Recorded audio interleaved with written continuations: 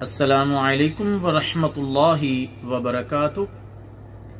میرے محترم دوستو، احادیث مبارکہ میں حمد و ثنا کی بہت فضیلت آئی ہے۔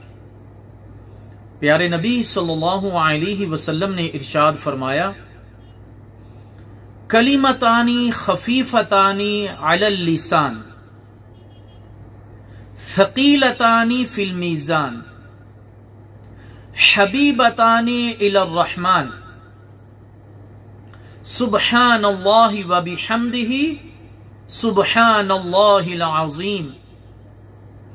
دو کلمے زبان پر بڑے ہلکے پھلکے ہیں، لیکن ترازو میں ان کا بہت زیادہ وزن ہے، اور اللہ تعالی جل شانہ کو از حد محبوب ہیں۔ وہ کلمے کون سے ہیں؟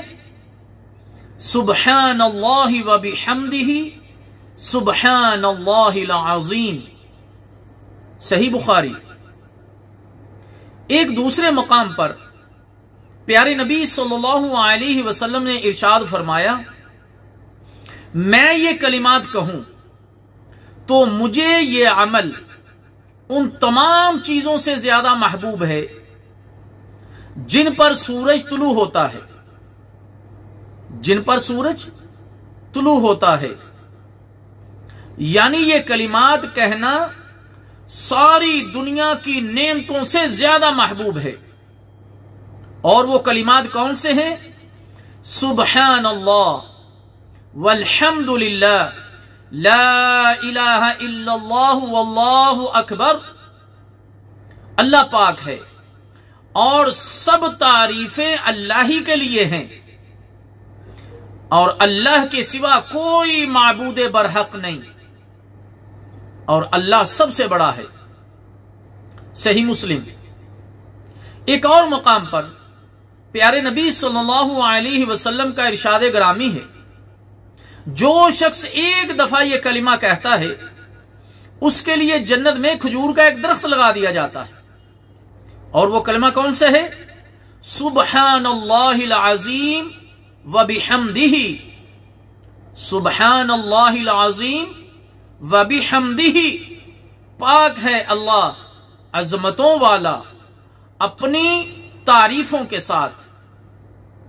سنن ترمذی۔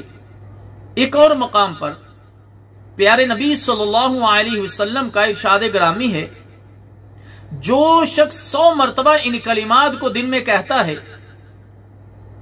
اگر اس کے گناہ سمندر کی جھاگ کے برابر بھی ہوں تو اللہ تعالیٰ معاف فرما دیتا ہے۔ اور وہ کلمات کون سے ہیں؟